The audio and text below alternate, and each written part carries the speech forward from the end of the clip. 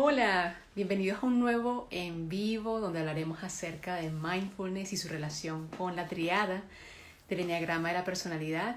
Muy feliz de volver a estar aquí con ustedes y el día de hoy con una invitada muy especial. De hecho es una gran amiga mía, una bella alma que conocí mientras vivía en Inglaterra. Su nombre es Alicia Camacho. Alicia es maestra certificada en mindfulness basado en herramientas para la reducción de estrés.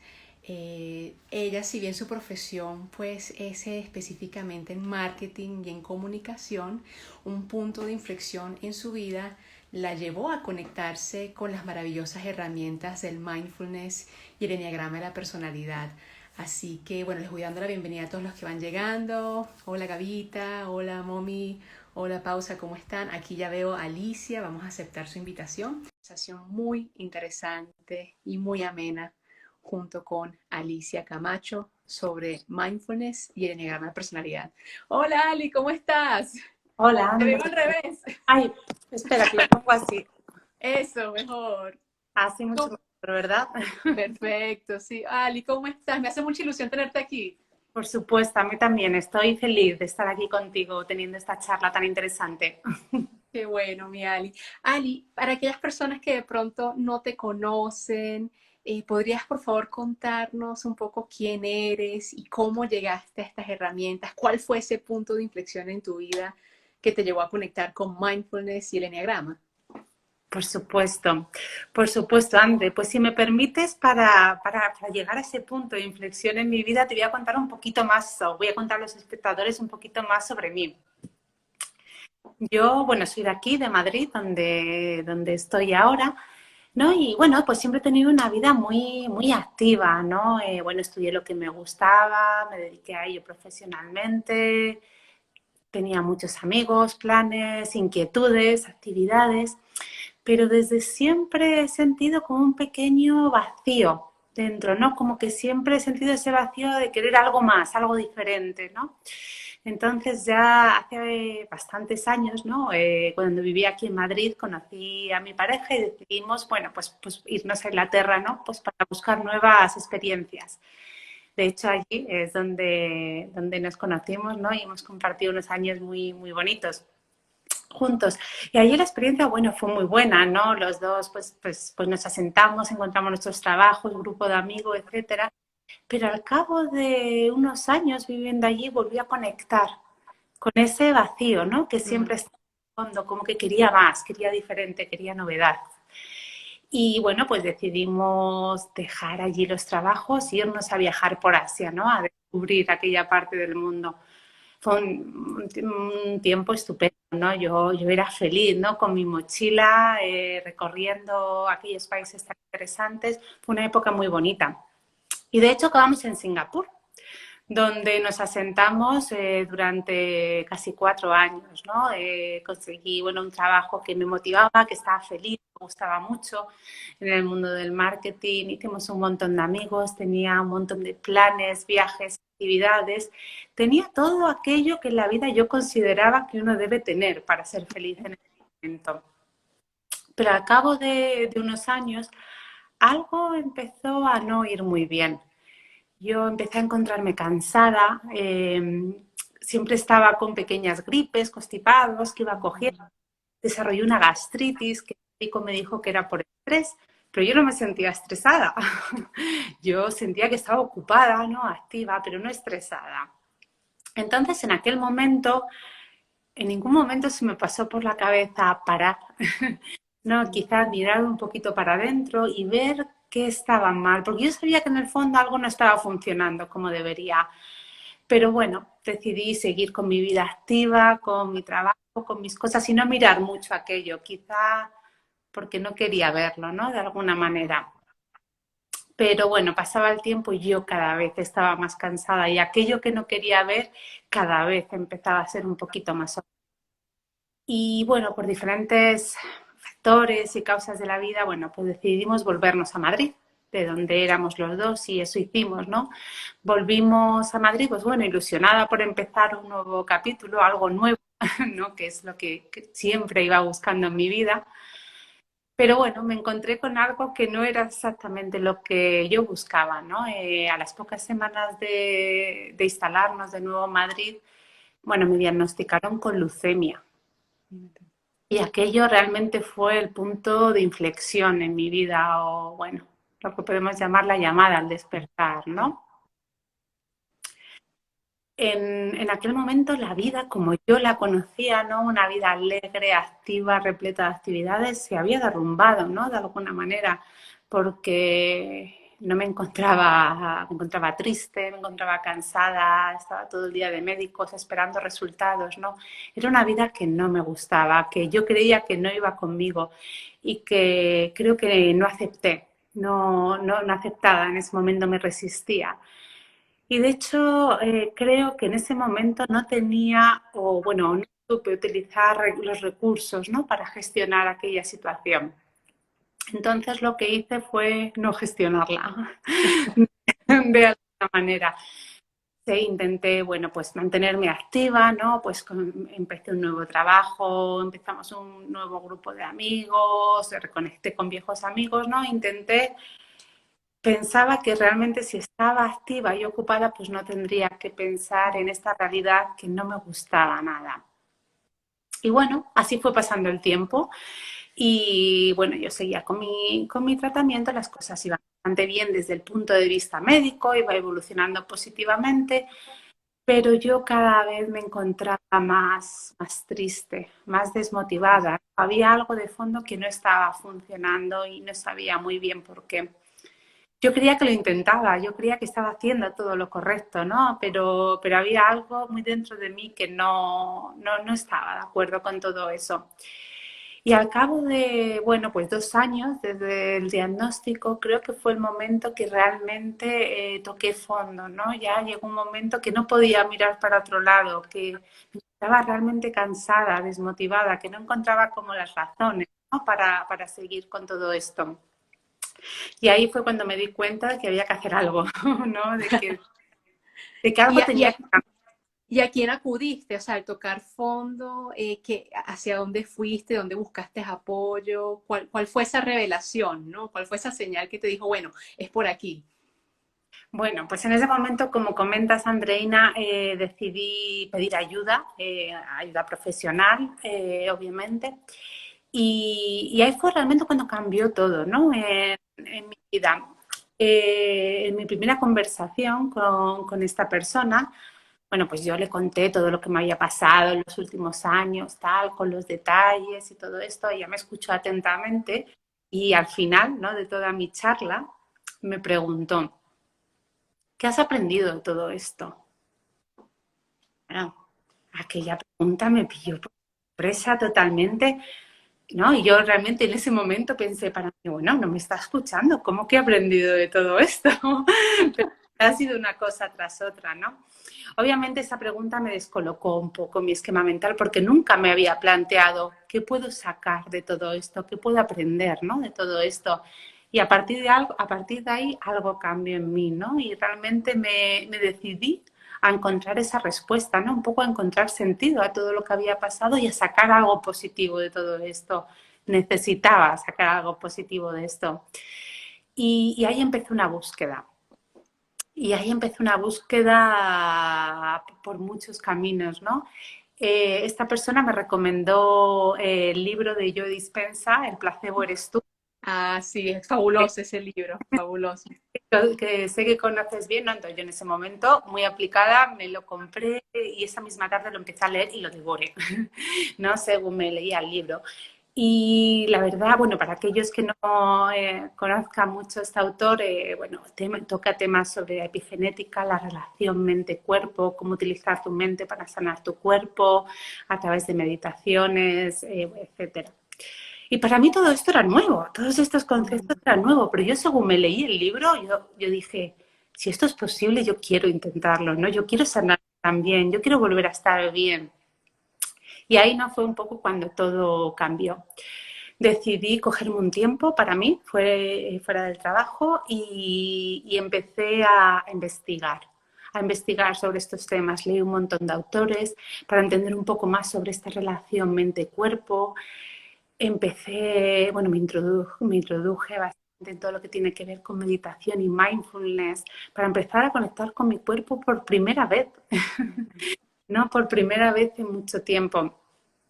Y empecé a dedicarle mucho tiempo a la práctica de mindfulness y también al estudio sobre esto, porque yo quería entender. Yo soy una persona muy mental, entonces yo quería entender cuál es la ciencia que hay detrás de todo esto que es tan transformadora, ¿no? Según dice toda esta gente. Y me fascinó, todo esto me fascinó, era un nuevo mundo, devoraba los libros, escuchaba, empecé a atender a cursos y me estaba enganchando, ¿no? Todavía era muy pronto, ¿no? Para mí, pero veía el potencial, ¿no? De todo esto y yo lo quería, lo quería para mí. Justo en este momento también esta persona me invitó a un curso de introducción al enneagrama. Mm, En aquel momento todo esto me sonaba como que era algo que no era para mí. Esto de tipologías de personalidades, ¿no? Bueno, estaba yo muy convencida, pero dije, en ese momento estaba abierta a todo y quería aprender, pues allí fui. okay. La que después de la presentación me quedé totalmente cautivada por la herramienta del enneagrama, porque realmente entendí que el enneagrama no es solo una clasificación de tipos de personalidad, sino que realmente lo que ofrece es un camino de transformación para cada uno de estos 9 tipos para conectar con su verdadera naturaleza, ¿no? Y me pareció fascinante. Así que me puse a estudiar el enneagrama, me apunté el curso y empecé con ello. Y cuanto más estudiaba el enneagrama, más me llevaba al mindfulness, ¿no? Mm. Como un camino de conexión conmigo misma. Así que seguí por ese camino, seguí estudiando, seguí formándome y al cabo del tiempo empecé a notar cambios trascendentales, ¿no? En mí misma. Y me di cuenta que esto era algo tan importante que todo el mundo debería saberlo, ¿no? Esto, yo al final llegué ahí a través de una crisis bastante importante en mi vida, pero en aquel momento, ¿no?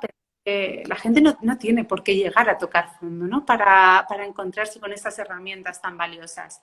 Por lo que me decidí a formarme como instructora de mindfulness en el programa MBSR, por sus siglas en inglés, Mindfulness Based Stress Reduction. Es el programa que desarrolló John Kabat-Zinn y bueno, hoy en día pues soy profesora de MBSR y ofrezco este tipo de formaciones dentro del mundo laboral, ¿no? Lo ofrezco dentro de mi empresa. Porque creo que aquí cada uno podemos ofrecer, ¿no? Lo que tenemos para ofrecer es nuestra propia experiencia, ¿no? Entonces, Total. corporativo es un mundo en el que llevo 15 años, ¿no? Llevo ya un poquito, entonces me hacía mucha ilusión aplicar todo lo que había aprendido durante este tiempo, ¿no? En un mundo donde creo que hace tanto falta como es el Claro. corporativo. Potente, Ali, potente tu historia y qué maravilloso que tú misma, bueno, por ser mental, ¿no? Tú decidiste verificar por ti misma toda esa información que están en los libros y que recibimos en los talleres, ¿no? Porque muchas veces de pronto nos inundamos de libros, asistimos a muchos talleres, pero no lo ponemos en práctica, ¿no? Tú lo pusiste en práctica y lo pudiste verificar que sí funcionaba en ti y tenías ese llamado de también comunicar esta información a los demás. Ali, para aquellas personas que de pronto han escuchado acerca de mindfulness, pero no saben exactamente qué es, han escuchado acerca del enneagrama, pero tampoco lo han profundizado, cuéntanos, ¿cómo definirías tú bajo tu perspectiva y tu lupa qué es el mindfulness y cómo se relaciona con el enneagrama de la personalidad? Muy bien, pues mira, de una manera muy sencilla, el mindfulness es la capacidad de prestar atención a lo que está pasando aquí y ahora, al famoso momento presente. Pero no, mindfulness no es solo sobre prestar atención a lo que está pasando, es más sobre cómo prestamos atención a lo que está pasando. Y esto debe ser con una actitud amable de no juicio hacia la experiencia presente, ¿no? Permíteme darte un ejemplo sobre esto que creo que clarifica bastante, ¿no? Y que veo mucho en mis clases. Muchas veces cuando empezamos a meditar, bueno, y cuando llevamos mucho tiempo meditando, ¿no? Cuando estamos en plena práctica, nuestra mente divaga, nuestra mente se va al pasado, se va al futuro, se enreda en planes. Y el trabajo de mindfulness es darnos cuenta dónde se ha ido nuestra atención y traerla de vuelta, ¿no? Al momento presente o al ancla que estemos utilizando. Pero cuando esto pasa, muchas veces tendemos a traer pensamientos como no soy suficientemente bueno para esto, ya he fallado otra vez, no lo estoy haciendo bien, no valgo, todo el mundo puede hacerlo menos yo, o bueno, cualquier otro tipo de pensamientos. Si cuando estamos practicando nuestra meditación traemos este tipo de actitudes o pensamientos, entonces no estamos practicando mindfulness, estamos practicando la frustración o estamos practicando la crítica. Y lo que debemos recordar es que aquello que más practicamos es aquello que vamos a tener más presente en nuestra vida.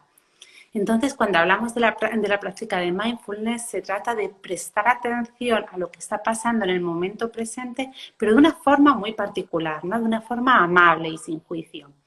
De hecho, me gusta mucho referir a la doctora Sauna Sapiro, ¿no? Que ella establece que los tres axiomas o los tres principales aspectos de mindfulness es la atención, porque mindfulness es prestar atención al momento presente, la actitud que debemos tener, esa actitud amable, sin juicio hacia nosotros y hacia la experiencia, y por último es la intención. Porque la intención con la que vamos a nuestra práctica es sumamente importante, ¿no? La intención es la dirección en la que ponemos el corazón para nuestra práctica. Y también, por ejemplificarlo de alguna manera, ¿no? Imagínate un tirador. Un tirador que está en el momento a punto de disparar y puede que esa persona esté en el momento presente totalmente con una actitud amable hacia él mismo y sin juicio, o ella misma, y sin juicio, pero obviamente la intención no es una intención bondadosa, ¿verdad? Por lo tanto, mindfulness. Entonces, cuando hablamos de mindfulness, hablamos de prestar atención, pero de esta manera tan determinada de la que estamos hablando. Muy interesante. ¿Y el eneagrama y su conexión con el eneagrama? Por supuesto. Y de hecho, cuando describimos mindfulness, suena muy sencillo, ¿no? Porque tampoco, ¿no? Según la definición, pero realmente no lo es tanto, porque estar en el momento presente no es tan fácil para todos o no es tan natural, ¿no? Desde el principio. De hecho, los estudios demuestran que nuestra mente divaga el 50% del tiempo, o sea, se pierden pensamientos del pasado, del futuro, lo que quiere decir que pasamos el 50% de nuestra vida perdidos en nuestro pensamiento, sin estar en el momento presente. ¿Y qué pasa? Que cuando no estamos en el momento presente, estamos en piloto automático. Funcionamos en piloto automático, o por ponerlo en terminología del eneagrama, ¿no? Funcionamos desde el ego, o desde esa personalidad que hemos creado basado en nuestra educación, nuestro acondicionamiento, nuestros patrones, etcétera, a lo largo de nuestra vida. Y aquí el problema viene cuando nos acabamos identificando tanto con nuestra personalidad que creemos que somos nuestra personalidad. Pero no somos nuestra personalidad es una parte de nosotros. Pero realmente nuestra verdadera naturaleza es la esencia, ¿no? Que muchas veces se nos olvida, ¿no? A lo largo de la vida. Entonces, la propuesta del eneagrama, lo que el eneagrama nos trae, es un camino de transformación a través del mindfulness, a través de la presencia, para reconectar con nuestra verdadera esencia. El eneagrama lo que nos propone es ponernos de frente, ¿no? A nuestros condicionamientos, creencias limitantes, patrones, miedos, apegos. Y desde esta conciencia poder transformarlos para convertirnos en la mejor versión de nosotros mismos, ¿no? Entonces, para mí, eneagrama y mindfulness son dos conceptos diferentes, pero que deben funcionar juntos para funcionar, ¿no? O por lo menos el mindfulness o sea, el eneagrama con el mindfulness. Para mí, yo veo el eneagrama como un camino, ¿no? Un sendero de transformación largo, un camino largo y con muchos baches, y un camino en el que muchas veces te pierdes y te vuelves a encontrar en el mismo sitio, pero al final un camino con un destino muy concreto, ¿no? Y veo el mindfulness como el vehículo para transitar este camino, ¿no? El mindfulness o la conciencia plena.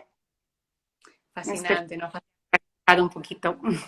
No, y fascinante es esa combinación y cómo encontraste ese, que encajaran, ¿no? Que dos herramientas distintas de alguna manera encontrar ese punto en donde confluyen, ¿no?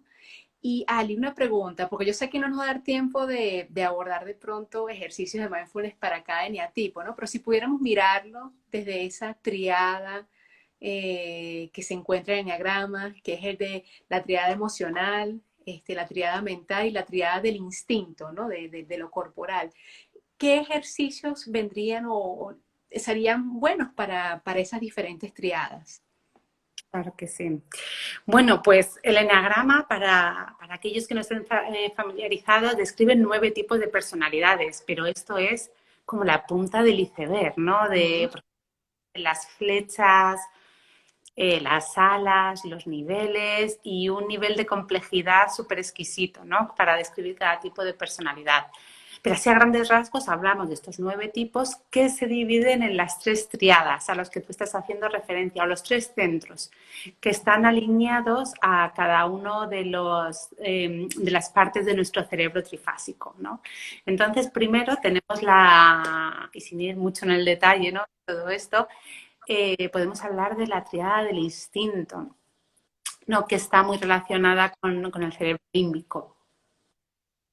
La triada del instinto la forman los eneatipos 8, 9 y 1. Y es la triada del instinto, es la triada del cuerpo, es la triada más cerca está de esa inteligencia corporal. Pero eso no significa que la manejen bien. Entonces, no, porque el cuerpo siempre está en el presente, ¿no? Cuando estamos en la mente podemos estar en el pasado o en el futuro o donde queramos, pero cuando estamos en el cuerpo solo podemos estar en el presente. Pero en la triada del instinto siempre existe un rechazo de fondo a la experiencia presente. Siempre existe un rechazo a aceptar lo que es, como es, ¿no?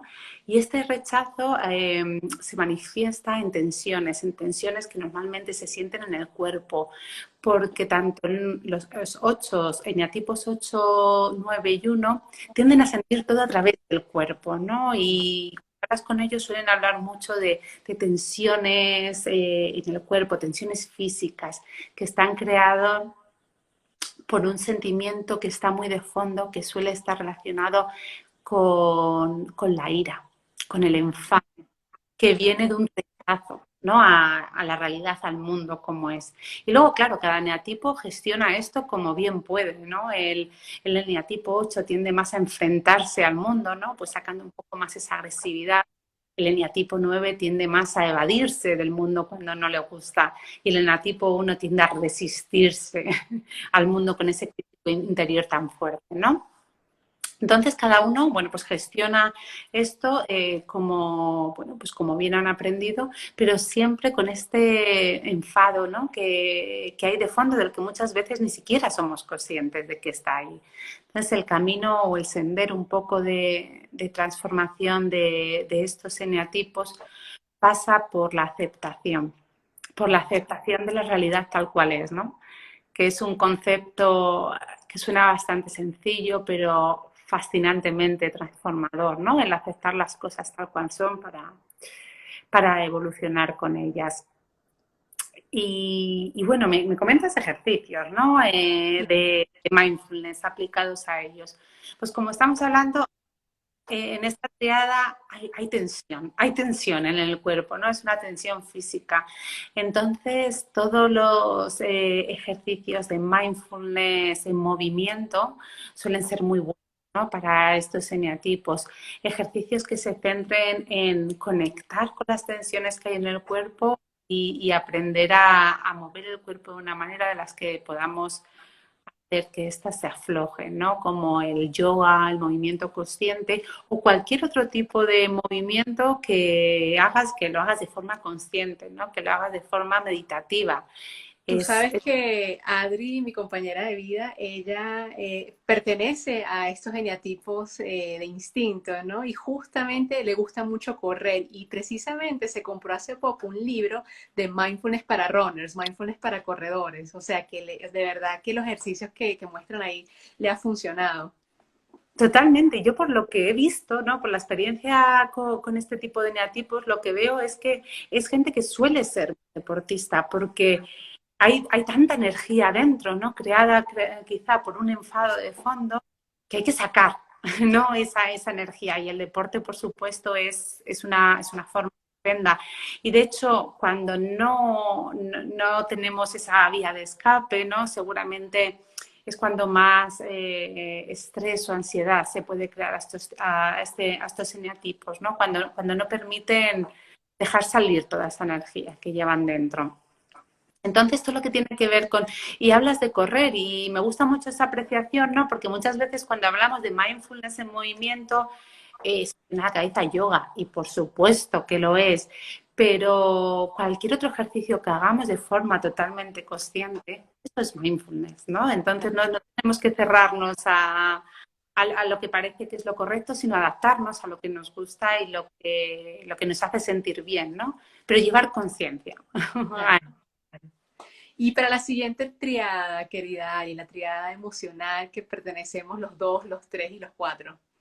Antes de saltarme a la otra triada, me gustaría mencionar otro pequeño ejercicio para Vale. los corporales, porque es lo que llamamos una práctica informal, ¿no? Muy sencilla, pero muy beneficiosa también, ¿no? Porque como hemos comentado, en esta triada es del instinto, ¿no? Hay mucho instinto, ¿no? Muchas veces hay, pues es una agresividad retenida o una frustración retenida, ¿no? Que sale de diferentes formas, dependiendo del eneatipo. Y una práctica que recomendamos mucho es lo que llamamos la práctica del stop, que simplemente es cuando estés en tu día a día y te des cuenta que estás conectando con ese enfado o que ese crítico interior tan fuerte ha vuelto a machacarte, ¿no? Cuando te des cuenta de que esa tendencia que ya conoces porque está ahí, está volviendo, en vez de reaccionar en piloto automático, como normalmente solemos hacer, crear un momento de pausa, ¿no? El stop. Conectar con la respiración. Y desde esta conciencia de estar plenamente conectada con lo que está pasando aquí y ahora, responder a la situación. Y a lo mejor respondes de la misma manera o de manera diferente, pero la diferencia es que aquí somos totalmente conscientes de el motivo que nos ha causado, ¿no? Esa emoción y podemos responder de una forma que está más alineada con nuestros valores. Y esta práctica a lo largo del tiempo nos da mucha información, ¿no? Nos crea mucha conciencia de este tipo de reacciones. Súper, súper. Muy valioso ese aporte, Ali.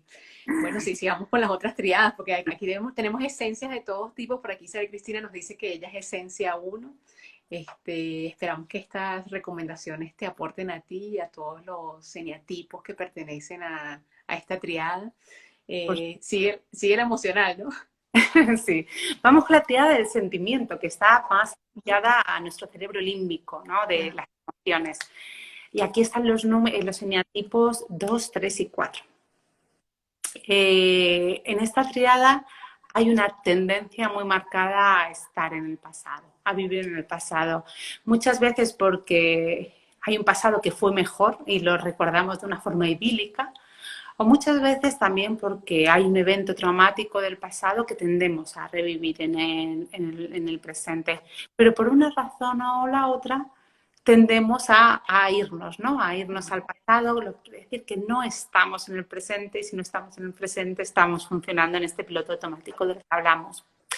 Y en esta triada, igual que en la triada del instinto, había como un fondo muy de una emoción de enfado, ¿no? Que quizá no eres consciente o no de ella. En la triada del sentimiento hay un pozo más de tristeza, ¿no? De añoranza y sobre todo un sentimiento de no ser adecuado. No, existe un pequeño sentimiento de vergüenza, pues eso, de no ser adecuado para los demás. Y claro, con este pozo, con este sentimiento de no ser adecuado, cada eneatipo ha creado una personalidad para suplir, ¿no? Esta carencia que de verdad sienten de la que quizá ni siquiera son conscientes, ¿no? Por ejemplo, en el eneatipo 2, pues basa mucho de su personalidad en ayudar a otros para ser valiosos para otros, ¿no? Para considerarse valorado por otros. El eneatipo 3, en cambio, se centra más en conseguir cosas, ¿no? En la vida, en nuevos retos, para que los demás puedan valorarle por todo lo que ha conseguido en la vida. En cambio, el eneatipo 4 y quizá los niveles un poco más bajitos juega a veces este papel de víctima, ¿no? Para conseguir la atención de los demás.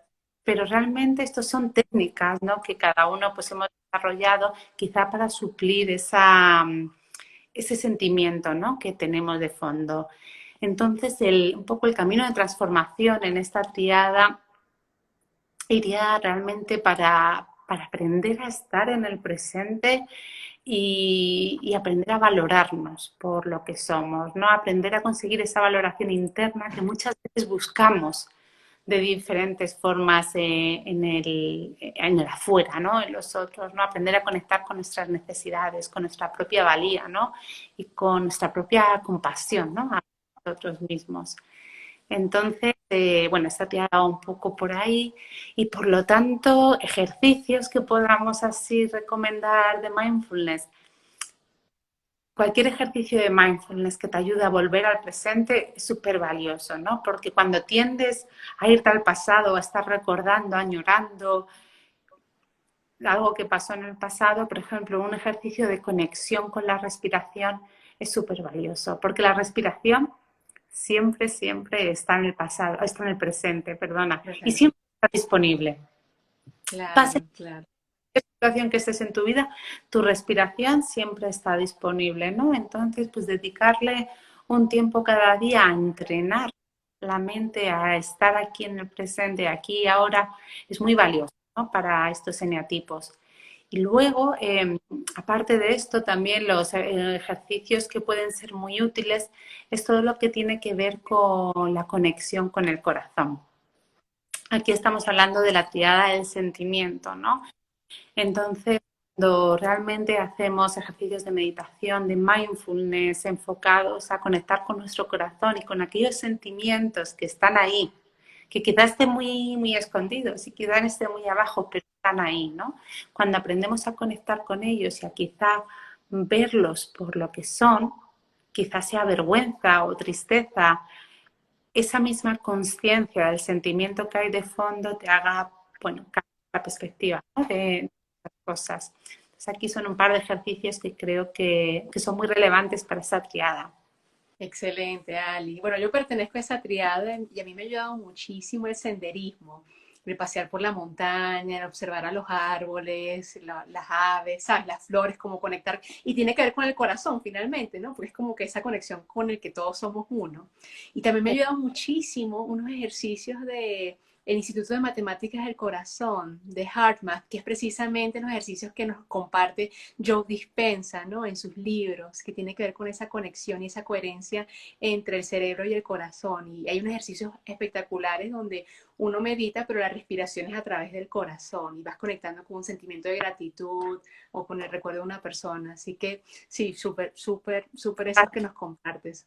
Y lo que comentas de la naturaleza también es muy interesante, ¿no? Porque cuando estás en la naturaleza y pones tu atención, pues, en el árbol, en el pájaro, en aquello que normalmente ni siquiera te fijas, eso es una forma de volver al presente, ¿no? Y de poder apreciarlo tal como es, que es precioso muchas veces, pero no nos damos cuenta, ¿no? Y esta es una de las cosas transformadoras de mindfulness. Y hemos hablado de la conexión con la respiración, pero al final se trata de la conexión con aquello que a ti más te conecte, ¿no? Y si es la naturaleza, pues es estupendo, ¿no? Y muy valioso también. Al final, todas las prácticas que estamos comentando aquí y muchas otras son apropiadas para todos los eneatipos, ¿no? Y son beneficiosas. Lo que sí es verdad que hay algunas que son quizá un poquito más relevantes para algunos, que normalmente suelen ser aquellas que más nos cuesta, ¿no? Que más dificultad tenemos con ellas. De acuerdo, Ali. Y bueno, Ali, y la siguiente triada, que es la triada mental, ¿qué ejercicios recomendarías para ellos y en qué consiste esta triada, ¿no? Para aquellas personas que no están familiarizadas con el enneagrama. Mm. La triada mental en la que, bueno, ya habéis llegado a la conclusión, que es en la que yo me incluyo. La triada mental tiende a vivir en el futuro. La triada mental siempre está en la cabeza. Los eneatipos 5, 6 y 7, que son los que pertenecen a esta triada, por norma general, obviamente siempre, suelen estar bastante desconectados de lo que pasa en su cuerpo porque están sumidos en la cabeza, ¿no? Siempre están pensando, planeando, anticipando para bien o para mal. Y el tema es que en esta triada hay un sentimiento muy de fondo de miedo, ¿no? Y este sentimiento de miedo hace que los tres eneatipos de formas diferentes quieran controlar lo que va a pasar, ¿no? Por eso siempre estás en el presente, porque quieres controlar lo que va a pasar y asegurar que va a ser como tú quieres. Pero bueno, André, como bien sabemos, en la vida no se puede controlar, ¿no? Sí Y es. esta ansia de controlar lo que va a pasar, al final lo que acaba generando es un pozo de angustia, de ansiedad, ¿no? En este eneatipo, que esto es algo muy común, ¿no? En los eneatipos 5, 6 y 7. Al final, al vivir en el futuro, pues estás intentando controlar una situación que es incierta y esto te está generando ansiedad. Y luego cada uno de los eneatipos pues lidia con esto como buenamente puede, ¿no? El 5, por ejemplo, se enfoca mucho más en acumular conocimiento porque piensa, ¿no?, que este conocimiento le va a dar las herramientas para enfrentarse al mundo. El 6, por ejemplo, se enfoca más en el 6 que se caracteriza tanto por la duda, se enfoca más en crear seguridad alrededor suyo, ¿no? Para que todo esté bien. Pero obviamente no hay nada seguro, ¿no?, en este mundo. Y el eneatipo 7, que es el mío, se enfoca en la búsqueda de actividades, de vivencias, de experiencias, porque piensa que eso es lo que le va a hacer feliz, ¿no? Que cuantas más vivencias tenga, pues más feliz va a ser, ¿no? Entonces siempre está planeando eso. Al final, claro, esto te acaba dejando con ese pozo o ese vacío, ¿no?, del que yo hablaba al principio, que sentía, porque siempre quieres más y nunca acabas de estar satisfecho, No, ¿no? y te pierdes de disfrutar el presente, ¿no? Todo lo que está Al- ocurriendo, toda la magia que está ocurriendo en este momento, ¿no? Totalmente, porque al final cuando llega aquello que tanto estabas deseando, no lo estás disfrutando porque ya estás pensando en la próxima, ¿no? Entonces, estos enatipos se caracterizan por vivir tanto en el futuro que se pierden totalmente el gozo y el disfrute, ¿no?, del momento presente. Entonces, el camino de transformación para ellos pues pasa por reconectar con el presente y también conectar con esa mente callada, ¿no?, con esa mente en silencio que para muchos eneatipos de la triada mental ni siquiera conocen, ¿no? Que no conocen porque siempre está tan ocupada. Y luego desde ahí, bueno, pues cada uno se enfoca un poco más en realmente alcanzar más la gratitud por el momento presente, ¿no? Porque muchas veces cuando siempre estás planeando, intentando cosas para el futuro, no estás apreciando el presente, no sientes gratitud por lo que Claro. tienes mismo, te lo estás perdiendo, ¿no? Entonces, eso, conectar con esa gratitud, también en el caso del eneatipo 6, un poco más con el coraje, ¿no? Con el coraje de al final afrontar la realidad tal cual es y no intentar planearlo todo, ¿no? Porque se sabe que no se puede, ¿no? Que el mundo no funciona así. Entonces, por aquí va un poquito esta triada a rasgos súper generales. Claro. Y en términos de ejercicios, para ellos hay un ejercicio que funciona muy bien para aquellos de la triada mental que quieran iniciarse en mindfulness. Bueno, y es una práctica que luego se va a hacer después, ¿no? Que no es solo para principiantes, es para cualquiera, pero funciona muy bien para los que se están iniciando. De hecho, nuestros cursos siempre lo hacemos en la primera semana. Es el escaneo corporal, que simplemente es tumbarse en la posición del cadáver que llamamos, ¿no?, durante 40 minutos y prestar atención a las sensaciones de tu cuerpo.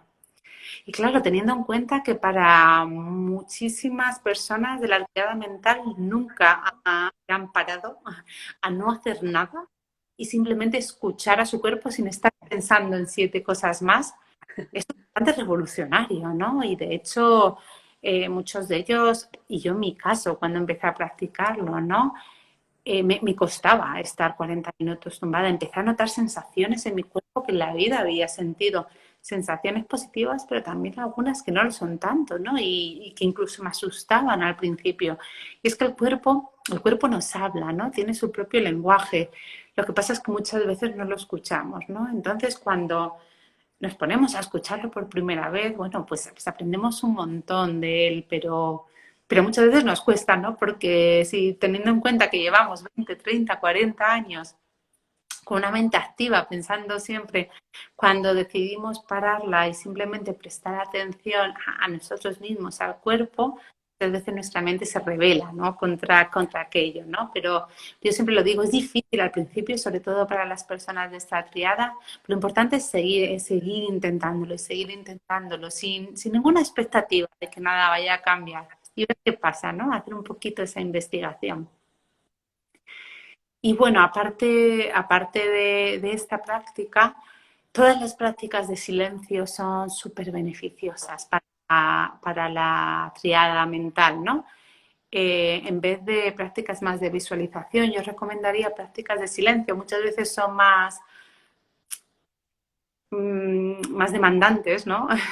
Porque son más complicadas muchas veces, al principio sobre todo, pero empezar a cultivar esa mente callada, aunque sea 5 minutos al día y el otro día 10 y el otro día 15, pero empezar a incorporar esos momentos en nuestro día a día, esos momentos en los que damos un respiro a nuestra mente, ¿no? Y dejamos de pensar en mil cosas e intentamos simplemente conectarnos con lo que está pasando, ¿no? Con un foco abierto. Esto acaba siendo muy beneficioso, ¿no? Cuando lo cultivamos un poquito en nuestro día a día, porque estamos entrenando nuestra mente, ¿no? A cada vez que nuestra atención se va y se va a ese pensamiento, a ese plan, a esa preocupación, amablemente vemos dónde se ha ido y sin juzgarnos la traemos de vuelta. Y esto es algo que practicamos en la meditación para que luego en nuestro día a día tengamos esta capacidad, ¿no? Es el músculo, ¿no? de la atención que practicamos para que cuando en nuestro día a día veamos que nuestra mente se pierde, divaga, se preocupa, aprender a darnos cuenta que ha pasado, de traerla de vuelta una vez y otra vez, ¿no? Y esta práctica es de su importancia. Yo diría que no solo es beneficiosa, sino casi vital Claro. para la criada. Fabuloso, Ali. Todo lo que nos compartes es de muchísimo valor. Yo quería preguntarte algo específicamente acerca del juicio, ¿no? Que lo has mencionado en varias oportunidades, ¿no? El juicio que se hace hacia uno mismo porque no está haciendo la práctica de mindfulness como debe ser, el juicio hacia el otro, el juicio hacia lo que está ocurriendo afuera, en lo exterior. ¿Cómo podemos manejar ese juicio? ¿Cómo podemos volver al cero juicio y conectar con esa compasión? ¿Tienes algo en particular que tú practiques para conectar con el cero juicio? Total, y yo creo que la clave es la conciencia de que estamos enjuiciando, ¿no? Porque como hemos hablado, cuando no estamos conectados y no estamos conectados con nosotros mismos todo el día, ¿no? Vamos por la vida, tenemos, bueno, cosas que nos causan estrés, la vida, tendemos a no darnos cuenta, ¿no? Muchas veces cuando nos viene un pensamiento, por ejemplo, de juicio, de autojuicio, ¿no? O si no eres suficientemente buena, o ya has hecho esto mal, o no nos damos, o sea, no llevamos conciencia de ese pensamiento y nos lo acabamos creyendo. Y eso tiene una implicación emocional, nos sentimos de cierta manera, que tiene una implicación en el cuerpo, sentimos ciertas sensaciones y entramos en un bucle, ¿no? Cuando practicamos mindfulness, no solo lo practicamos cuando estamos meditando, ¿no? Cuando practicamos mindfulness se trata en nuestro día a día, cuando vemos aparecer esos patrones que conocemos de, pues ya está ese crítico interno, darnos cuenta que simplemente es un juicio, es un pensamiento. Y los pensamientos no son la realidad, es un Okay. juicio, ¿verdad? Entonces, si somos capaces de darnos cuenta de que hemos hecho un juicio, nos damos cuenta de que hemos tenido un pensamiento enjuiciador, podemos darnos esa compasión a nosotros mismos. Porque aquí creo que lo importante es cuando venga este pensamiento, no reaccionamos en piloto automático, no nos lo creemos, no evocamos, no nos machacamos más, simplemente nos damos cuenta de que ha pasado, porque es natural, porque somos personas y porque es así. Y sin machacarnos de ninguna manera, volvemos al momento presente, a lo que estés haciendo en ese momento. Quizás estés cocinando, quizás estés escuchando a otra persona o quizás estés meditando, ¿no? Pero es darte cuenta y no enredarte en él. Ya, Cuenta que ya. simplemente es un pensamiento y los pensamientos no nos conducen a nosotros, ellos no mandan, ¿no? Simplemente es un pensamiento. Nosotros podemos verlo tal como son sin dejarnos llevar por ellos y traer la atención de vuelta, ¿no? Y creo que eso es pues la herramienta más poderosa que tenemos en la mente, ¿no? Porque tú imagínate, ¿no? Si nos creyéramos todas las cosas que nos pasan por la cabeza, ¿no? Todos los pensamientos de crítica, de miedo, de angustia y Colapsaríamos, colapsaría. muchas veces colapsamos, ¿verdad? Porque esos pensamientos se vuelven tan frecuentes, ¿no? Que acabamos metiéndonos en este bucle del que no sabemos salir. Entonces, para mí la respuesta está en la conciencia, en darnos cuenta que simplemente es un pensamiento que no es la realidad, no me lo tengo por qué creer, ¿no? Y Excelente. poder que tienen sobre nosotros, ¿no? Y requiere mucha práctica y caemos y volvemos a caer, ¿eh? No es algo que cambie de un día para otro, pero con la práctica algo se va transformando, ¿no? Y empezamos a ser capaces de ofrecernos, ¿no? Esa compasión que merecemos. Bello, hermoso, Ali. Ali, yo tengo dos preguntas más, pero quiero leer una pregunta aquí muy interesante que nos hace Diana Posada. Me dice, hola, quisiera preguntar si el eneatipo siempre será el mismo para cada uno o si él puede variar en algún momento de la vida. El eneatipo en sí es el que tenemos, ¿no? No cambiamos de eneatipo. Lo que sí podemos manejar es los niveles donde nos movemos dentro de cada eneatipo. Si esto tiene sentido, porque cualquier eneatipo puede estar en un nivel sano o en un nivel malsano o insano, ¿no? Y en la vida nos movemos entre estos niveles. Normalmente nunca estamos ni en el más sano ni en el más insano, nos movemos por el medio, pero bueno, esto puede variar. Entonces, el potencial que tenemos es a través del eneagrama conocernos, ¿no? Y seguir este cambio de información que el eneagrama nos propone para subir los niveles, para poder ser la mejor versión dentro de nuestro eneatipo, ¿no? Porque al final nuestra personalidad la hemos formado durante toda la vida y la podemos modular, ¿no? Para ser esa mejor versión de nosotros mismos. Y al final, cuando en los niveles más sanos, todos los eneatipos, ¿no? Tienen más cosas en común, ¿no? Pues es un poco irnos acercando al centro, ¿no? Del eneagrama, en vez de estar cada uno en nuestros límites, ¿no? Del eneatipo. Bello, Ali.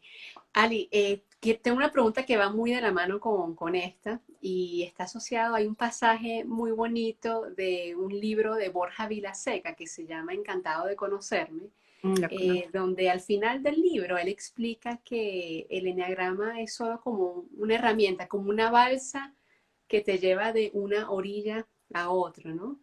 Entonces la pregunta es la siguiente, ¿no? Tú mencionabas que qué bonito sería que nos sacáramos la mejor versión de nosotros mismos y pudiéramos acercarnos hacia el centro de ese eneagrama, ¿no? ¿Cómo trascender nuestro eneatipo? ¿Cómo dejar de identificarnos de pronto con esa versión que va más hacia la sombra y de alguna manera dejar de identificarnos con el papel? Porque finalmente, si nos vamos como a un nivel un poquito más cósmico, ¿no? Del por qué estamos aquí en la Tierra, para qué estamos aquí, por qué elegimos el país en el que nacimos, nuestros padres, nuestra personalidad, ¿verdad?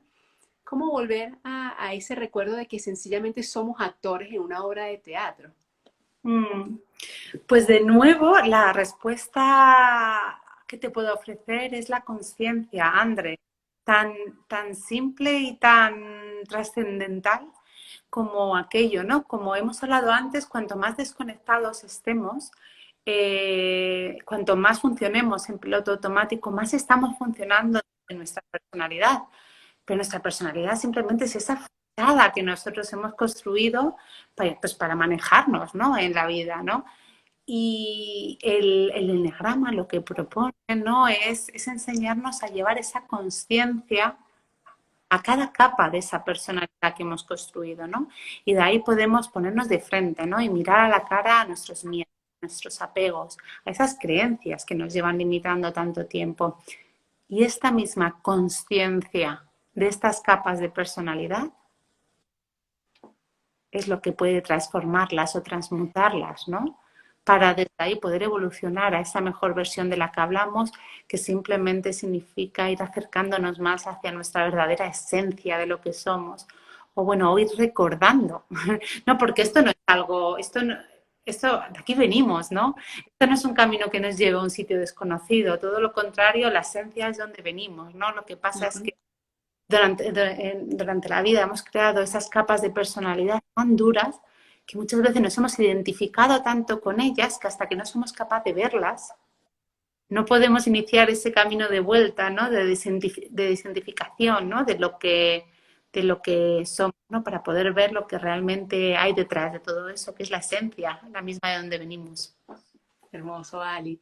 Ali, bueno, y por supuesto, como sabrás que yo soy amante de los libros, no me puedo despedir de ti sin que antes nos recomiendes algunos libros asociados con mindfulness. Y si tienes el enneagrama también, te agradeceríamos. ¿Cuáles son esas lecturas que de pronto nos recomendarías para ahondar en estos temas?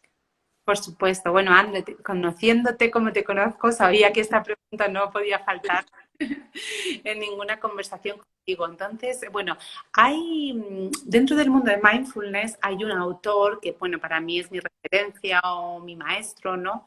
Que es Jon Kabat-Zinn. Jon Kabat-Zinn es la persona que desarrolló el programa en el que enseño y ya no solo por eso, sino porque me parece que tiene una habilidad estupenda para comunicar sobre mindfulness, ¿no? De una manera sencilla y tan accesible a todo el mundo, ¿no? Y estés donde estés en tu camino de desarrollo personal o incluso si todavía no lo has iniciado, creo que puede ser leer sus libros bastante transformador para cualquier persona. Hay un libro que es el que un poco acoge o recoge todo el conocimiento del programa de Mindfulness Based Stress Reduction que se llama La catástrofe total. La catástrofe total. Bueno, de hecho, eso es en inglés, perdona. En español se llama Vivir con plenitud la crisis. Ok. Y en inglés es la catástrofe total. Es de Catastrophe Living. Ah, En español se ha traducido de otra manera, ¿no? Pero realmente es un título muy interesante, ¿no? Porque cuando habla de la catástrofe total, esto hace referencia a una película de hace mucho tiempo donde un personaje le pregunta a otro, bueno, tú estás casado, ¿no? Y le dice a otro, sí, casado, con niños, bueno, la catástrofe total. La catástrofe total de la vida, como es, ¿no? Que cada uno tenemos nuestras propias vidas con nuestros propios problemas, ¿no? ¿No? Y debemos, bueno, y está ahí, y todos tenemos nuestros propios sufrimientos y nuestro propio estrés, ¿no? Al que tenemos que manejar. Entonces, en inglés es The Full Catastrophe Living y en español es Vivir con plenitud la crisis. Perdona que lo he mezclado un poco. Pero bueno, este es un libro de 600 páginas, bueno, que bastante profundo, con muchas prácticas y tal. Si no, hay otro, que mira, que tengo aquí preparado, de Jon Kabat-Zinn también, que se llama Wherever you go, there you are. En español es donde quiera que vayas, aquí estarás, ¿no? Y este es un libro mucho más ligero para cualquiera que quiera un poco empezar a introducirse en estos conceptos que creo que se explica de una forma maravillosa. Y bueno, ya yéndonos un poco a una tendencia un poco más de la psicología budista, de la cual yo, bueno, pues estoy bastante fascinada. Hay otro autor que me gusta mucho que es Jack Norfield. okay. Jack Norfield tiene varios libros, pero este que se llama La sabiduría del corazón, creo que es fantástico en el contenido, es precioso de leer, es súper sencillo y aparte es muy práctico. Excelente. Y un poco habla, nos da un montón aporta mucho valor para explicar lo que es el mindfulness y cómo aplicarlo y lo marca un poco más en un marco de la psicología budista.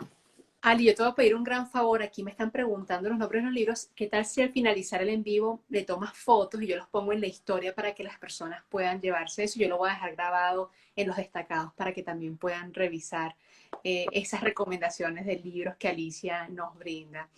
Por supuesto. Ali, Me ¿tienes gustaría. algún otro libro que quieras recomendar?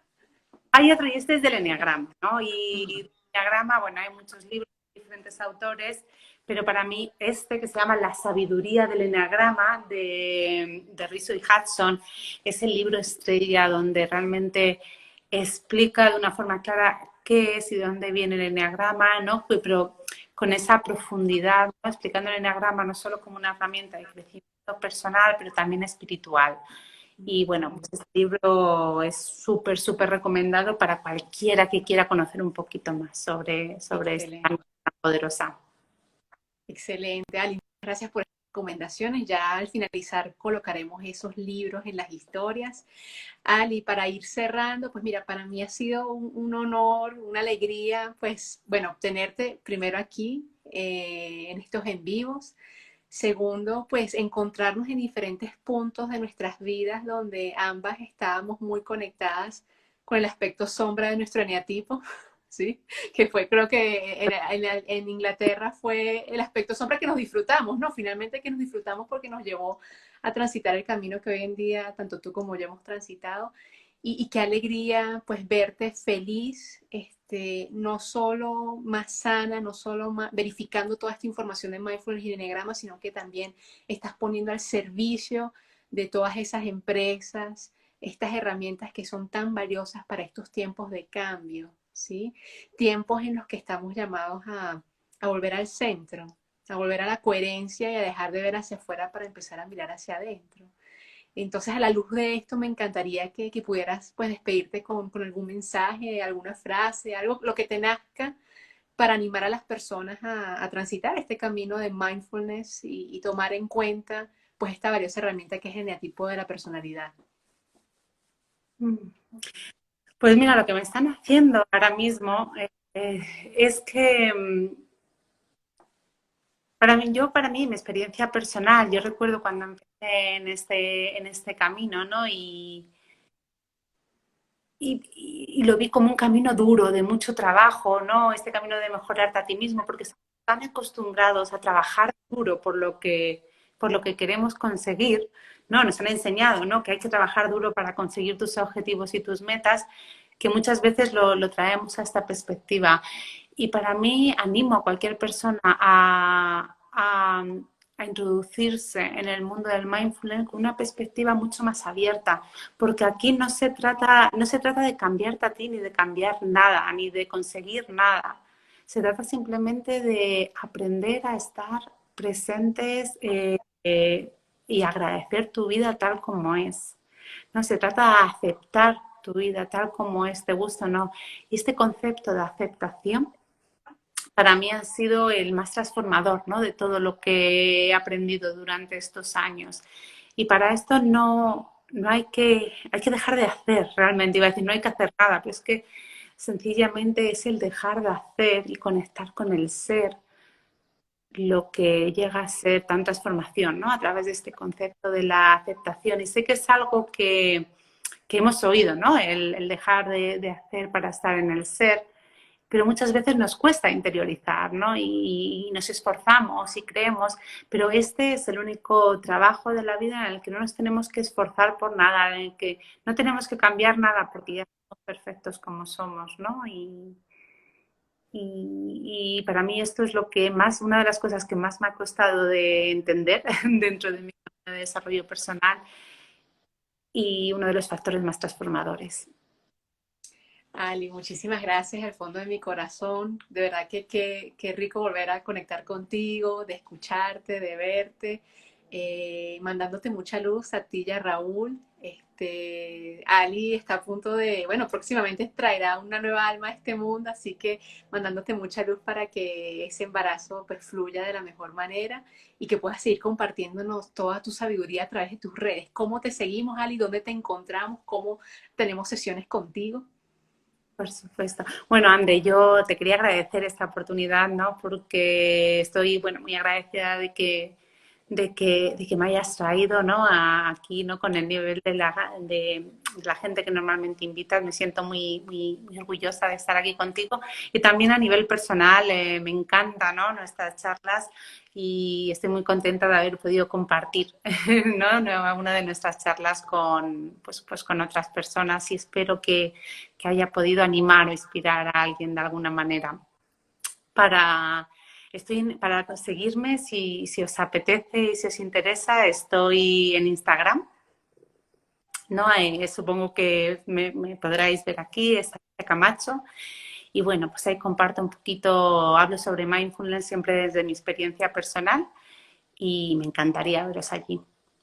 Súper. Así será, Ali. Te mando un beso muy grande. Te esperamos de este lado del charco pronto. Yo también espero estar por allí también pronto. Por supuesto, siempre bienvenidas.